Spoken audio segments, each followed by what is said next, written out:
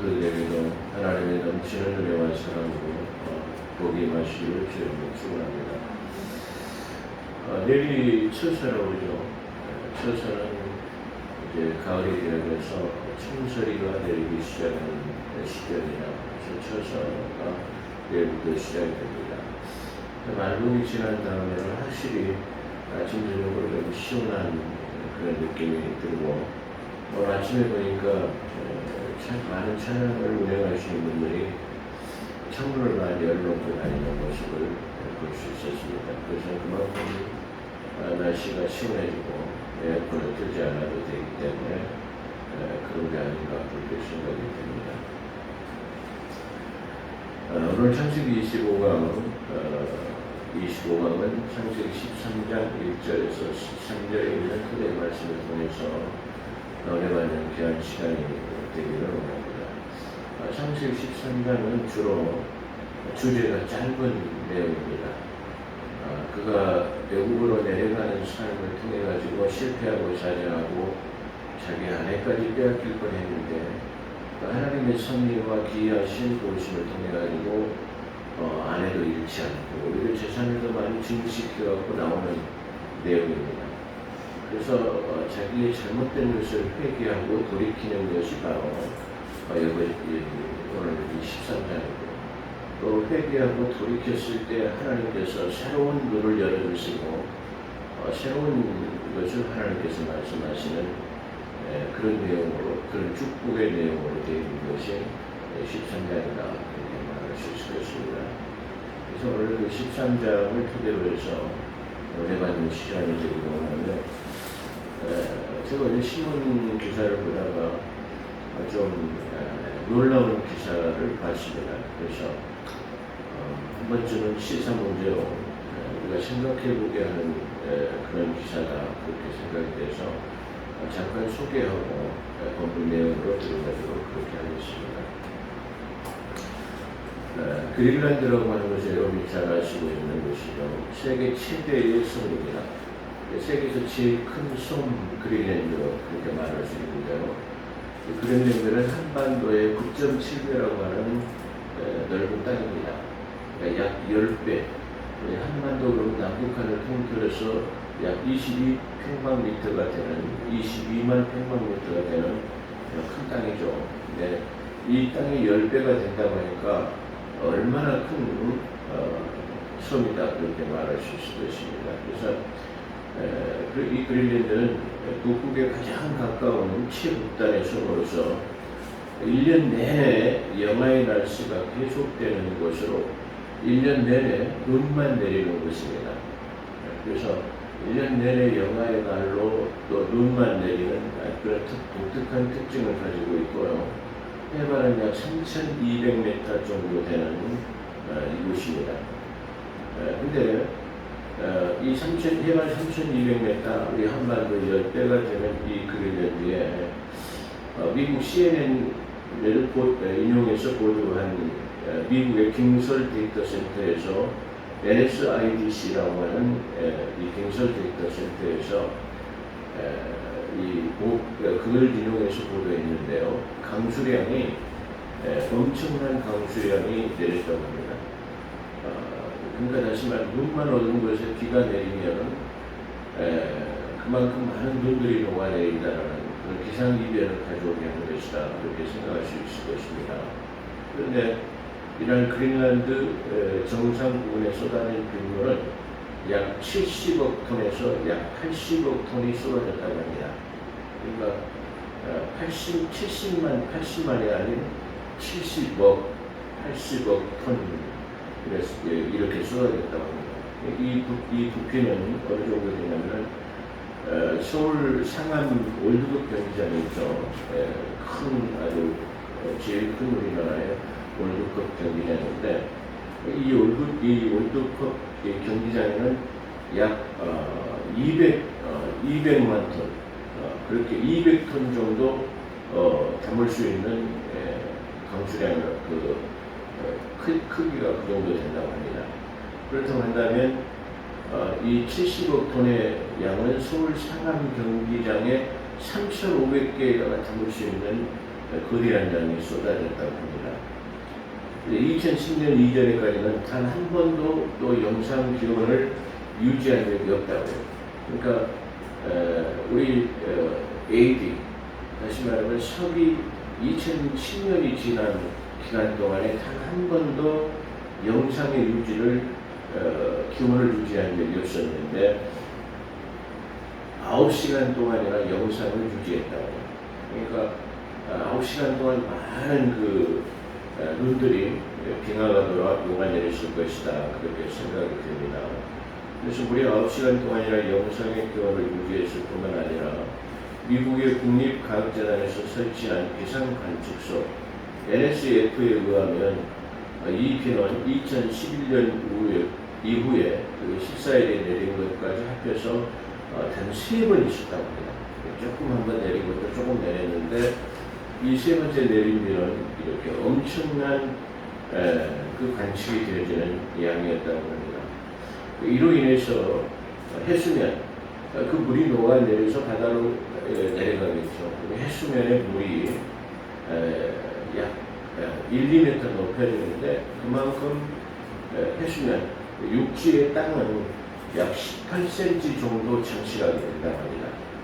그러니까 약 20cm 가까운 모든 사면이 바다에 장식되어있다, 그렇게 말할 수 있을 것입니다.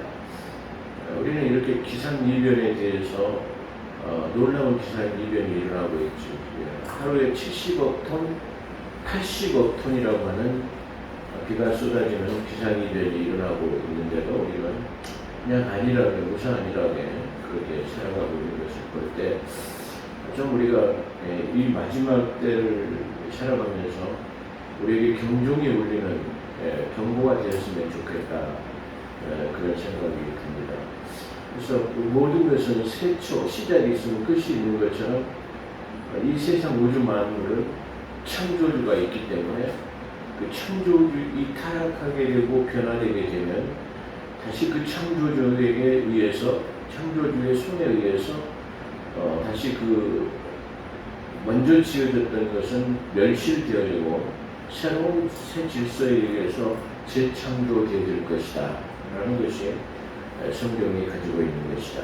그렇기 때문에 지금 이 지구상의 이 온난화 현상을 통해 가지고 그 해수면, 북극의 빙하, 또 그리고 그린란드 섬, 이런 모든 것들이 지금 녹아내리고 있다고 하는 것은 그만큼 마지막이 가까이 오고 있다는 것을 우리에게 말해주고 있다, 그렇게 말할 수 있을 것입니다. 오늘 창세기 25강 은혜받은 말씀은 13장 1절을 보면 하나님의 특별하신 섭리에 의해서 보호받는 아브라함은 내려가는 삶을 정리하고 올라가는 삶이 시작되는 것입니다.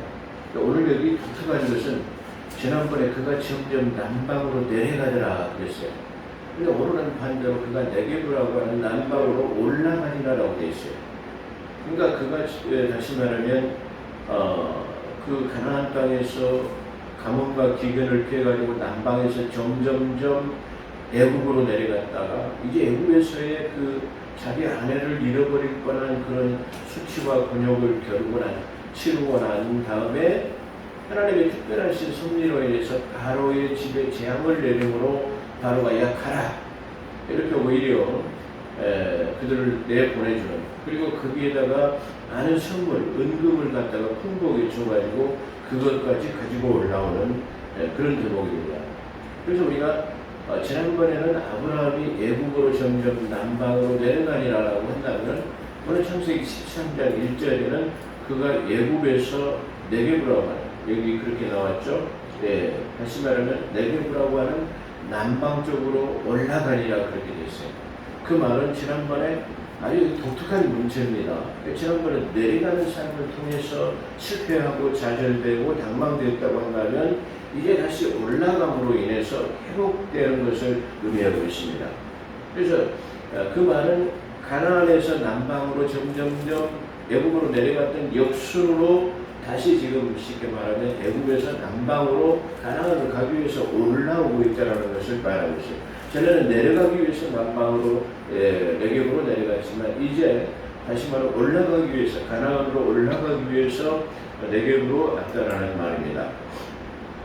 그래서 우리는 아브라함이 기근을 피해서 애굽으로 내려가기 위해서 걸치던 곳으로 다시 가나안으로 올라가기 위한 역순을 지금 말하고 있다. 성경은 그렇게 볼 수 있을 것입니다. 그들은 갈대아 우르를 떠나서 하란을 걸쳐 가나안 일경에 첫 발을 내딛던 베델과 아이 사이에 장막을 쳤고, 그리고 되돌아와서 층을 쌓고 제단을 쌓고 여호와의 이름을 부르던 곳으로 되돌아왔습니다. 그러니까 다시 말하면 갈대아 우르에서 하란을 걸쳐서 그다음에 우여곡절을 통해서 가나안 일경에 도착했을 때 하나님께서 그들은 발붙일 만한 것도 얻지 못했는데 하나님께서 나타나셔서 내가 너와 내 후손에게 주기로 한 가나안 땅이다. 그렇게 됐을 때 그 가나안의 아주 그 강성한 그리고 용맹스러운 그 호전적인 그 민족들을 하나님께서 쫓아내주시고 내가 너를 이것이 줄 것이야 라고 하는 위로의 말을 듣고 그들은 하나님 앞에 제단을 쌓았던 곳이다. 그렇게 말할 수 있어요. 그렇게 최초에 다시 말하면 거주했던 장막을 쳤던 곳, 그리고 하나님의 이름을 부르던 곳으로 되돌아왔다는 거예요. 다시 원점으로 되돌아왔다라는 것을 여기서 말하고 있는 것이에요. 다시 말하면 이 말은 요한계시록에 나와 있는 것처럼 너희가 어디서 떨어졌는가를 기억하고 그랬어요. 그러니까 우리의 신앙과 믿음이 잘 점검해보면 내가 어느 때부터 곁길로 나갔다라는 시점을 분명하게 알 수 있는 것이에요. 내가 어느 때부터도 하나님께 불순종했다라는 것을 우리가 알 수 있는 대목이죠. 그런 것처럼 우리가 지난 금요 기도회 때도 우리가 했지만은 우리가 지금까지 내 마음으로 하나님을 섬기겠다라고 내 마음으로 하나님을 작정했던 것을 몇 번이나 번복했는가? 내 마음으로 작정했던 것을 몇 번이나 내가 그것을 실행에 옮기지 않고 번복했던가? 그래서 이제부터는 새로운 결단이 필요한데 그 새로운 결단이 무엇이냐 그러면 회개의 지점이다라고 말했어요. 잠언 4장 23절에 보면 무릇 지킬 만한 모든 것 위에 내 마음을 지키라. 생명의 근원이 예선남이라고 했어요. 그럼 우리는 어디서 떨어졌는가? 우리의 마음이 어디서부터 빗나갔는가? 우리의 마음이 어떤 데서부터 하나님을 떠나 한탄한 곳으로 갔던가를 기억하고 다시 그 시점으로 돌아오는 것입니다. 그래서 요한계시록에 말씀하신 것처럼 너희가 어디서 떨어졌는가를 기억하고 회개하면 그랬어요. 참 지난번에 우리가 레일기서라고 하는 땅이 그들을 통하여 내침이라고 하는 내용을 통해서 우리가 거기서 얻을 수 있는 팩트, 가장 귀중한 것은 뭐냐면 우리가 회개할 수 있는 기회를 주신다라는 거예요. 우리가 다시 말하면 우리가 잘못되어졌을 때 회개하고 번제를 드릴 수 있고 희생의 제물을 드릴 수 있다라는 그 빌곳을 준비해 놓는다라는 것이 아주 얼마나 중요한지 몰라요. 그래서 하나님께서는 이렇게 말해요. 누굽니까? 예서나 이런 사람들은 자기가 회개할 기회를 잊어버렸다라는 거예요.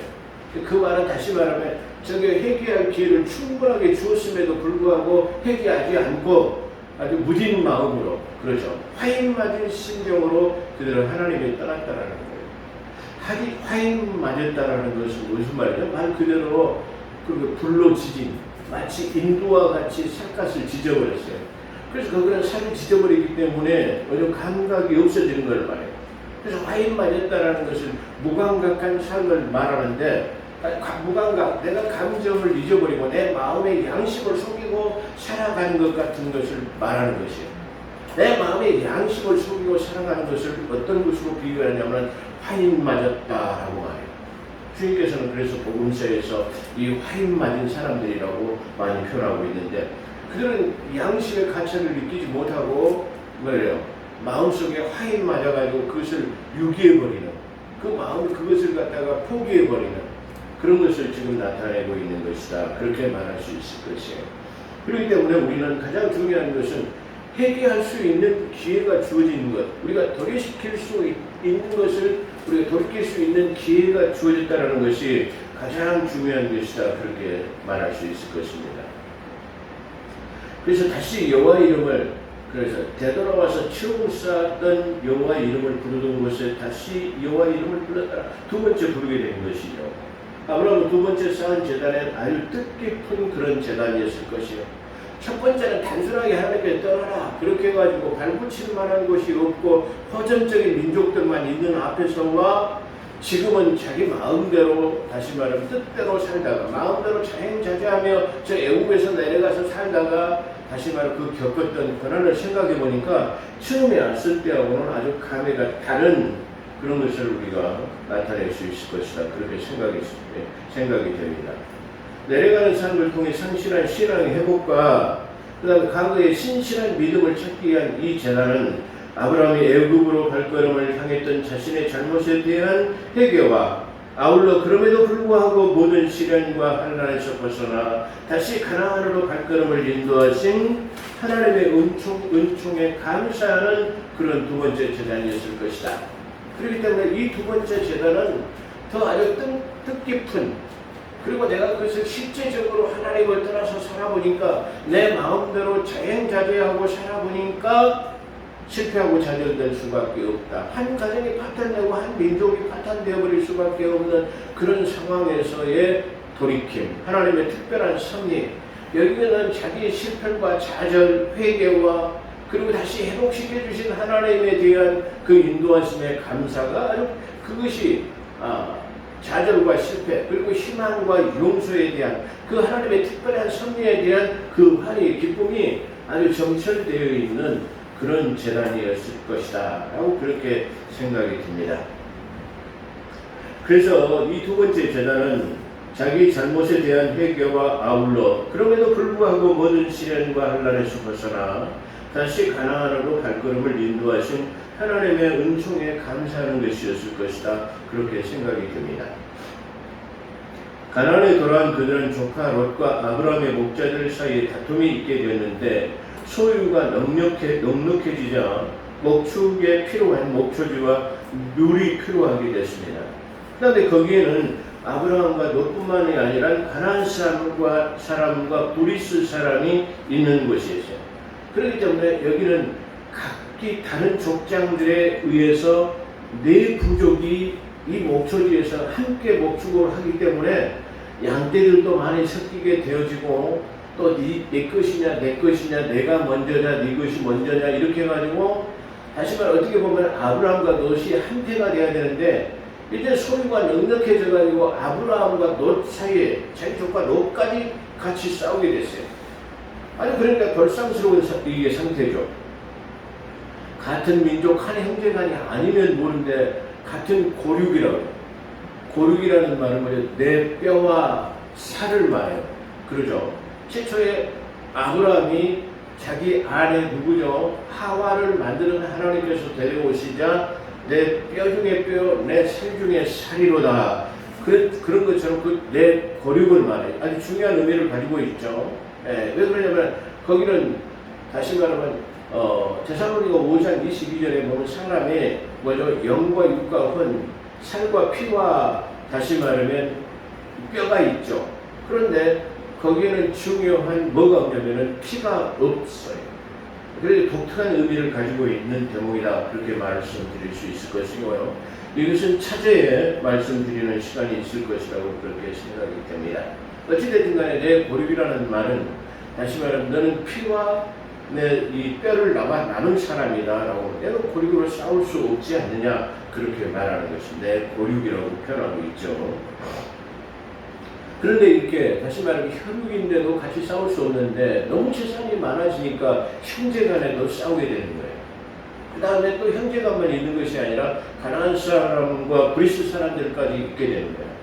저 브리스 사람과 가나안 사람들이 볼 때 저 사람들은 하나님을 섬기고 안식일을 철저히 지키는 사람들인데 다시 말해 자기의 그 분깃에 대해서는 저렇게 싸우고 있다는 것을 나타내는 그런 대목이기도 합니다. 그래서 우리가 여기서 중요한 것은 사람이 분쟁이 있거나 형제간에 다투는 것도 그래요. 다시 말해 우리가 많은 재산이 소유하지 않았을 때는 형제간의 사이가 좋아요. 근데 재산이 너무 많아지면 그리고 분깃이 많아지면 서로가 그것을 너무 내가 많이 가지려 내가 많이 갖겠다라고 하고 싸움을 가져가지고 형제간의 분쟁이 되고 법정 분쟁에 쓰는 것을 우리가 너무나 많이 봅니다. 그렇잖아요. 재산이 넉넉하지 않았을 때는 그런 분쟁이 일어나지 않아요. 근데 재산이 너무 많아지고 넉넉해지고 부유해지면 이렇게 형제간에도 싸우게 되는 것을 우리가 볼 수 있는 것을 너무나 많이 봐요. 어떤 사람의 말을 들어보니까 순천에서 상당히 부유한 집이 있었다고 합니다. 근데 그 아버지가 죽자 서로의 재산 때문에 형제간에 칼부를 해가지고 경찰서에 신고를 해가지고 출동하기로 하고 그리고 말리는 그런 사태도 있었다는 얘기를 제가 얼마 전에 들은 적이 있습니다. 이와 같이 사람들이 가난했을 때는 그렇지 않아요. 그런데 부유해지고 넉넉해지면 이렇게 재산 때문에 분쟁을 가져오는 그런 대목이기도 합니다. 그래서 아브라함은 너뿐만이 아니라 가나안 사람과 브리스 사람과 함께 거주하고 있어 분쟁이 심해지고 있을 뿐만 아니라 고륙 간의 싸움을 이방인들이 보기에 벌상스러운 그런 것이었을 것이다. 아마 아브라함은 그렇게 생각했어요. 야, 우리가 믿는 사람이다 말이야.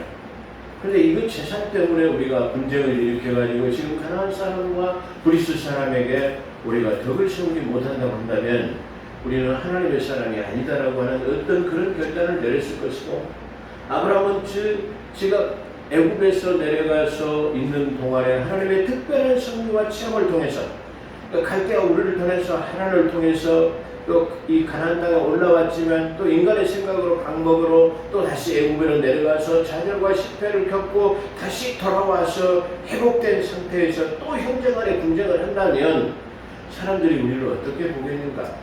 믿지 않는 사람들이 어떻게 보겠는가라고 하는 것입니다. 그 때문에 아브라함은 현숙한 믿음을 보이는 장면이 아닌가 그렇게 생각합니다. 이 아브라함은 기득권을 조카에게 주면서 선택을 권유합니다. 내가 자하면 나는 우할 것이다. 네가 우하면 나는 자할 것이다. 라고 그렇게 말합니다. 우리는 재산 때문이나 사람들이 살다 보면 대부분 싸우는 일이나 소송을 하게 되는 것들이 무엇 때문이죠? 다 대부분 돈 때문에, 재물 때문에 하고 있다는 것을 우리가 말합니다. 사도 바울은 고린도전서 6장 6절에서 형제가 형제와 더불어 고발할 뿐더러 믿지 아니하는 자들 앞에서 하느냐? 너희가 어찌하여 형제와 형제들이 고발해? 이것은 고육관보다도 더 믿음 안에서 성도들 사이에 돈거래를 말하는 거예요. 돈을 빌려주고 받지 못하고 또 빌려가지고 갚지 않은 그런 상태에서 법정에 서기까지 하는 것을 말하는 거예요. 그래서 사도 바울이니까 너희 형제들끼리 이게 무슨 짓이냐 말이야. 그렇게 말하면서 하반절에 뭐라고 해요? 그렇게 너희가 이거 어떻게 믿지 않는 자들에게 이런 행동을 할 수가 있느냐라고 하면서 차라리 억울한 일을 당하라고 6장 8절에서 말하고 있는 것을 봅니다. 어쩌면 지금 아브라함은 이 이치를 이미 체득했던 것 같아요. 사도 바울이 우리 교회 서신서에다가 우리를 향하여 이것을 기록할 뿐만 아니라 아브라함이 이미 이것을 우리 고립관에도 믿지 않는 자에게 덕이 되지 않는다라는 성숙한 신앙의 모습을 보이고 있다라는 것을 말할 수 있을 것이에요. 그래서 이방인들 앞에서 믿는 자에게 덕을 세우지 못하는 것은 왜 안 된다. 그래서 우리가 성숙한 신앙이로서 이제 우리의 신앙이 굳어진 그런 상태에서 모든 것을 다 이해하고 포용할 수 있는 그런 완숙한 신앙이 되어지는 그런 아브라함의 모습을 우리에게 보여주는 대목이다. 그렇게 말할 수 있을 것입니다. 그래서 그런 모든 우선권을 노수에게 주지만 육신적인 노는 먼 세상을 내가 자할까 우할까 이렇게 받아보면서 내가 선택권이 주어진 나에게 내가 어떤 것에 좋은 것을 먼저 선점할 것인가, 내가 어떤 것을 내가 가질 것인가 이렇게 본 것입니다. 그래서 요단 온 지역을 온 지역을 지금 바라보니까 뭐죠? 네, 바라보니 수알까지 저 수알섬은 우리가 소돔과 고모라의 멸망 때 다시 말해 저 끝에 있는 수알만 살아남아서 롯의 그 두 딸과 세 사람이 그쪽으로 도망을 가서 피신해서 살아남았다는 그런 수알까지. 그러니까 저 수알의 산 꼭대기까지 아주 풍요로운 목초지가 있는 그것을 말해요. 그래서 바라본즉 그랬어요. 바라본즉 그러고 보니까 보암직하고 먹음직스럽고 탐스럽기도 하는 것을 말해요. 우리가 살아갈 때 먼저 그 나라의 의를 구해야 합니다. 하나님의 뜻이 무엇인가를 먼저 생각해야 됩니다. 하나님의 내가 이 방향으로 갔을 때 하나님이 기뻐하시는 것인가 아닌가, 내가 이 방향으로 갔을 때 내가 하나님을 섬기는데 장래에 지장을 줄 것인가 안 줄 것인가를 먼저 생각해야 된다는 말이에요. 근데 그것은 차지에다 놓고 지금 내 앞에 펼쳐진 푸른 초장이 있고 물이 있고 내가 내 재산을 증식하는 데에 도움이 될 만한 것을 찾는 그것을 우리는 회피해야 된다. 그것을 탈피해야 된다는 말이에요. 비록 내 앞에 쉽게 푸른 목초지와 다시 말하면 넉넉한 물이 있다 할지라도 내가 이 방향을 택했을 때 하나님이 보시기에 내 믿음과 신앙이 어찌게 될 것인가, 하나님이 기뻐하실 것인가 아니실 것인가, 다시 말한 것처럼 내가 올라가야 됩니까 말아야 됩니까, 이것을 소유해야 됩니까 아닙니까 라는 것을 먼저 물어야 하는데, 그 하나님은 그냥 앉아 계십시오, 편안히 자정하고 계시면 내가 일을 하겠습니다 하는 것과 똑같은 거예요. 왜 하나님 앞에 묻지 않고 내가 자행자재 내 뜻대로 내 마음대로 하는 것이에요. 그렇기 때문에 바라본즉 마치 에덴 동산에서 하하가 다시 그 뭡니까 선악과 나무를 본즉 보암직도 하고 먹음직도 하고 탐스럽기도 하고 지혜롭기도 할 만해서 딱 먹어버린 것과 똑같아요. 그런 것처럼 지금 여기서도 마찬가지예요. 어떻게 보면은 자기 일찍 아버지가 없는 상태에서 자기 이 쉽게 말하면 작은 아버지 아니면 큰 아버지가 됐든 작은 아버지가 됐든 그 밑에서 자라고 이게 성숙해오고 그 신앙의 믿음과 함께 아버지처럼 따랐던 사람이 바로 이 롯이에요. 근데 이 롯은 다시 말하면 자기 삼촌 아브라함이 네가 장하면 내가 우할 것이다, 네가 우하면 나는 장할 것이다 라는 선택권을 줬음에도 겸양의 말은 조금도 없어요. 아닙니다. 숙부님 아니면은 누구 삼촌이라고 할까요? 숙부님이 먼저 하십시오. 이 땅은 하나님께서 이게 삼촌에게 주시기로 한 땅이 아닙니까? 그렇기 때문에 하나님께서 주신 땅이므로 삼촌이 먼저 기득권이 있습니다. 삼촌이 먼저 선택하십시오 하는 겸양의 그런 말은 하나도 없어요. 오히려 그런 것도 없이 다시 말하면 덜컥 물어서 이게 삼키는 그런 모습을 우리가 볼 수 있는 것입니다. 그러면서 뭐라고요? 네, 네가 우하면 나는 잘할 것이다 그렇게 말해요. 그럴 때 그가 바라본즉 그렇습니다. 그러죠. 바라본즉 소알까지 풍성하고 소돔과 고모라를 선택하고 덩으로 옮기는 것을 우리가 봅니다. 그러죠. 덩으로 옮겼다라는 말은 우리가 언뜻 생각하면 아무 의미가 없는 말이지만 이건 하나님의 대적하러 가는 길이에요. 왜 그러냐면은 창세기 4장 16절에 보면 가인도 역시 하나님의 얼굴을 피해서 그가 에덴 동편에 롯 땅에 거하니라 그랬어요. 동편 롯 땅에 거한다. 롯이라는 말은 도주해서 하나님의 동편이라고 하는 대적자로 선다라는 말이에요. 시편 19편에 하나님께서는 의의 태양으로 하나님을 묘사합니다. 그는 일정하게 동에서 해가 떠가지고 서양으로 집니다. 그런 것처럼 신랑은 동에서 떠가지고 서로 갑니다. 다시 말하면 이 말은 동편에 섰다라는 말은 하나님 앞에 대적대로 섰다라는 거예요. 말하는 거예요. 다시 말하면 누가 전능하신 하나님 앞에 설 자가 누가 있겠습니까? 아무도 하나님 앞에는 설 자가 없는 거예요. 근데 최초의 사람 롯은 자기 동생 가인은 아벨을 갖다가 죽이고 난 다음에 그가 도주해가지고 롯 땅이라고 하는 것에 거하면서 그는 동편에 거했다라고 말합니다.